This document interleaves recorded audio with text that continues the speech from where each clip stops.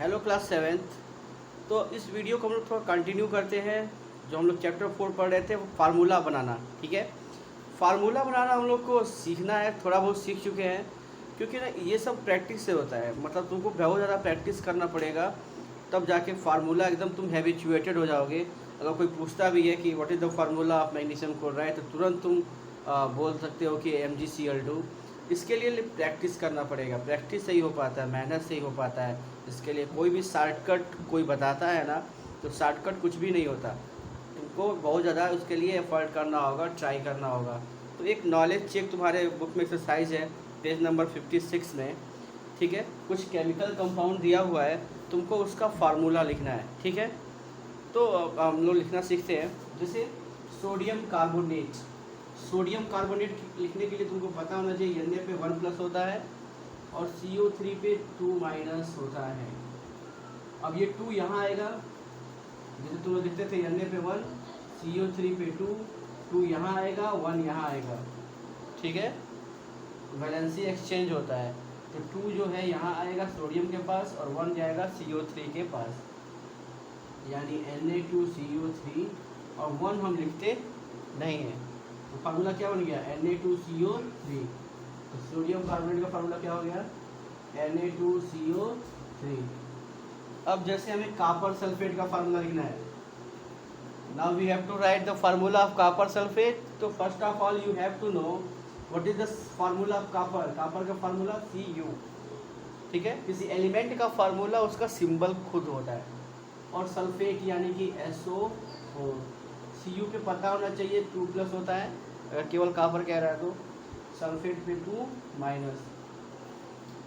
तो Cu पे 2 यहाँ भी है और SO4 पे 2 यहाँ भी है। 2 ये यहाँ आएगा, SO4 के आगे भी 2 आएगा, 2 से 2 क्या हो गया, कट गया, तो क्या बचा, CuSO4, ठीक है। जो भी तुमको समझना होगा वीडियो पास करके नोट कर लेना। यानी कॉपर सल्फेट का फार्मूला क्या होगा, CuSO4, ठीक है, कॉपर सल्फेट।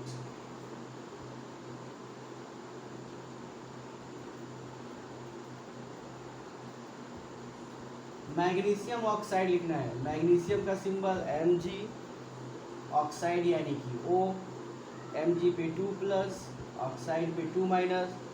शॉर्टकट तरीका ये है कि अगर दोनों पे अगर इक्वल चार्ज हो ना, जैसे यहाँ भी 2+ है, यहाँ भी 2- है, तो केवल मिला के लिख देंगे MgO, यानी MgO।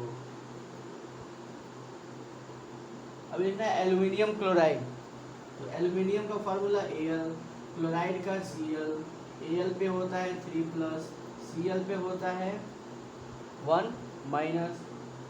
1 यहाँ आएगा, तो 1 हम लिखते नहीं है, और Cl के आगे कितना जाएगा, 3, तो AlCl3, ठीक है। अब इस +3 की जगह पर तुम 3 लिखते, इसके जगह 1 लिखते, ये 1 यहाँ आता, 3 यहाँ जाता, तो फिर क्या लिखते हैं हम लोग, AlCl3। डायरेक्ट कर सकते हैं यार, अब प्रैक्टिस तुम लोग कर चुके हो ज़्यादा।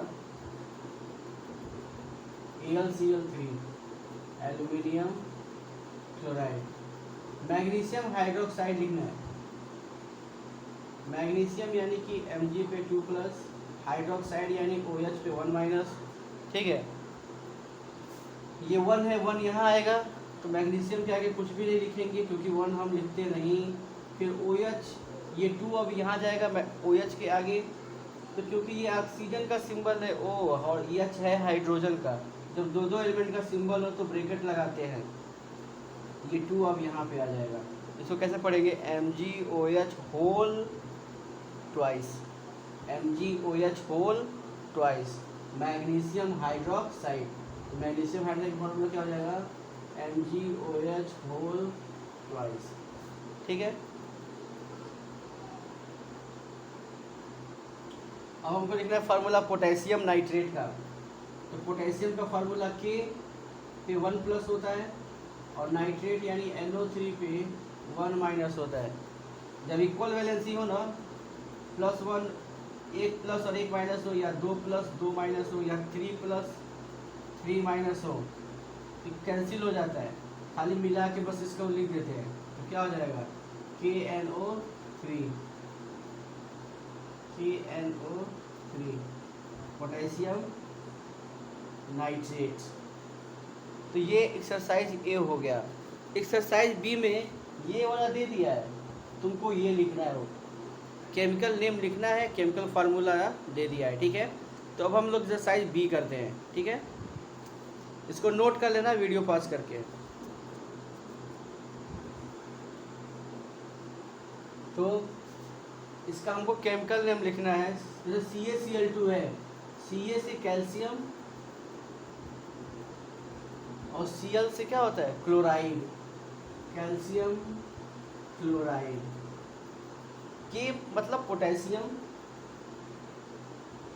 पोटेशियम और SO4 यानी कि सल्फेट।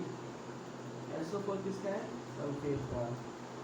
ऐसे ही N नाइट्रोजन 2 से डाई ऑक्साइड। जैसे CO2 होता है तो तुम बोलते हो ना carbon die oxide.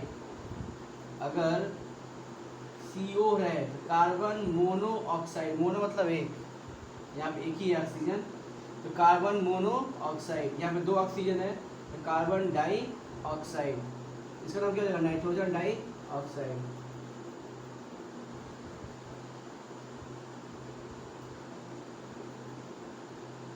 CaCO3 calcium, CO3 से कार्बोनेट।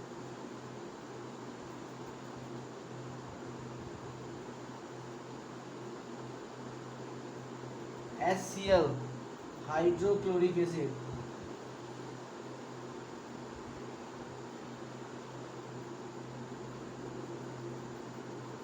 और NaOH सोडियम OH से हाइड्रोक्साइड। क्या हो जाएगा,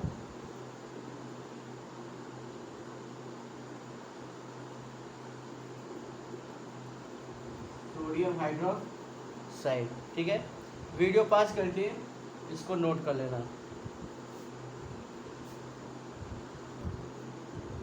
अब हम पढ़ेंगे केमिकल इक्वेशंस के बारे में।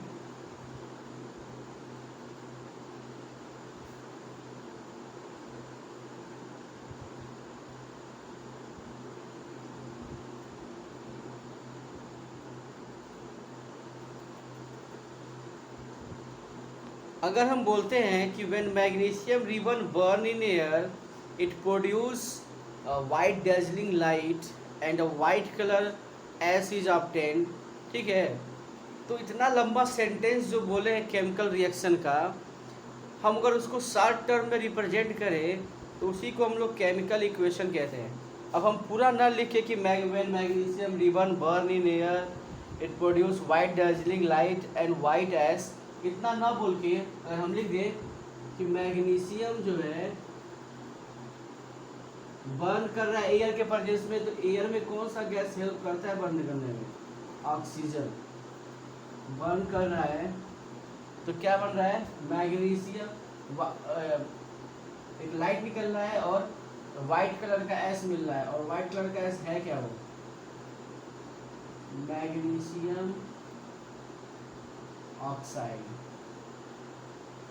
ठीक है। अगर हम इस तरह से लिख दिए तो इक्वेशन छोटा हो गया।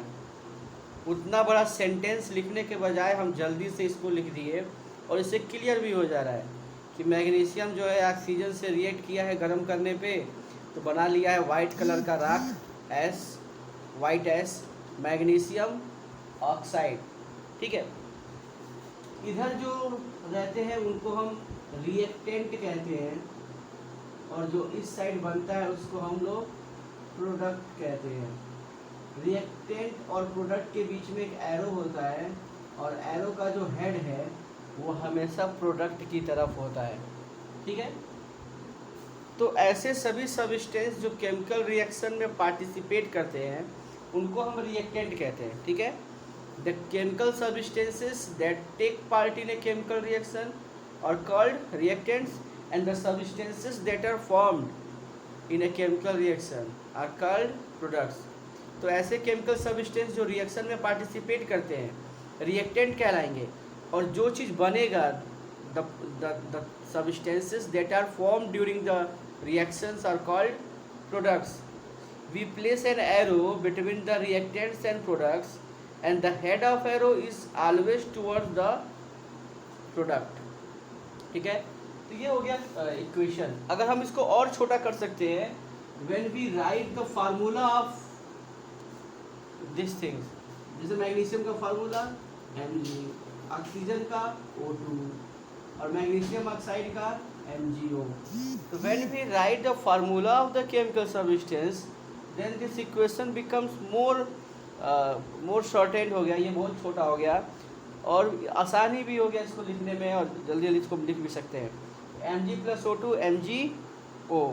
ठीक है, तो यही है केमिकल इक्वेशन। कहीं पे अगर कोई केमिकल चेंज हो रहा है मीन्स तो इसका मतलब है वहाँ पे कोई केमिकल रिएक्शन हो रहा है, और केमिकल रिएक्शन एक पूरा स्टेटमेंट बोलना पड़ता है कि जैसे कि when magnesium ribbon burn in the presence of air it produce white colour S and white dazzling light. ठीक है, अब हम इसको छोटा कर दिए कि magnesium plus oxygen this gives magnesium oxide.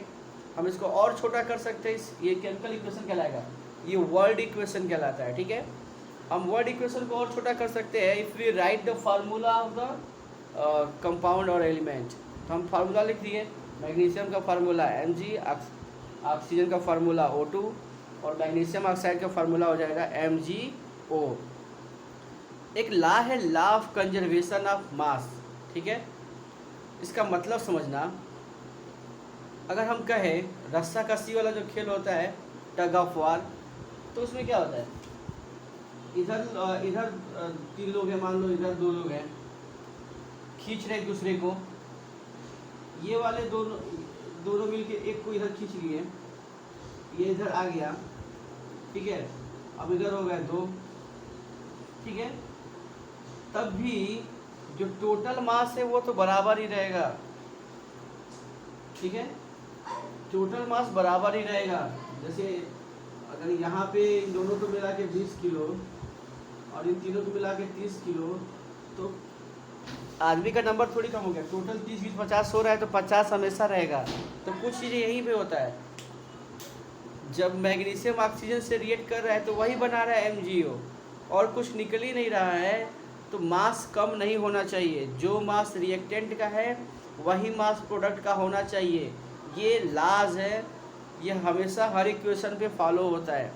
ठीक है, अगर कोई गैस निकल रहा है तो वो मेंशन करेंगे यहाँ पे, सारा वेट मिलाने के बाद mass of reactant must be equal to the mass of product. Reactant का मास प्रोडक्ट के मास के बराबर होना चाहिए।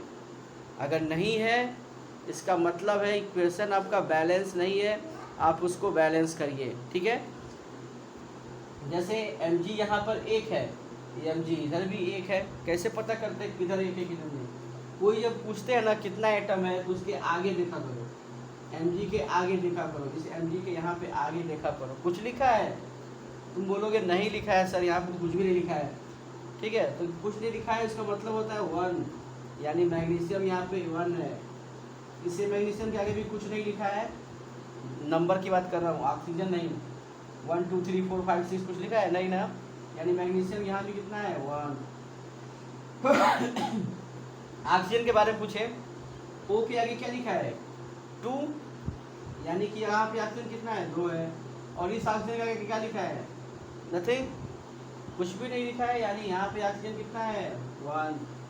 यानी ऑक्सीजन का नंबर बराबर नहीं है तो मास कहाँ से बराबर होगा? अगर 1 मैग्नीशियम 2 ऑक्सीजन इधर है तो 1 मैग्नीशियम 2 ऑक्सीजन उधर भी होने चाहिए थे, तब जाके तो मास क्या होता, बराबर होता। Law of conservation of mass को फॉलो करता ये हमारा इक्वेशन। अभी ऐसा नहीं है, यानी इक्वेशन बैलेंस नहीं है, इसको हमको बैलेंस करना है। ठीक है, तो नेक्स्ट वीडियो में हम लोग इक्वेशन को बैलेंस करना सीखेंगे। ठीक है, तो अभी के लिए इस वीडियो में इतना ही। Till then bye bye.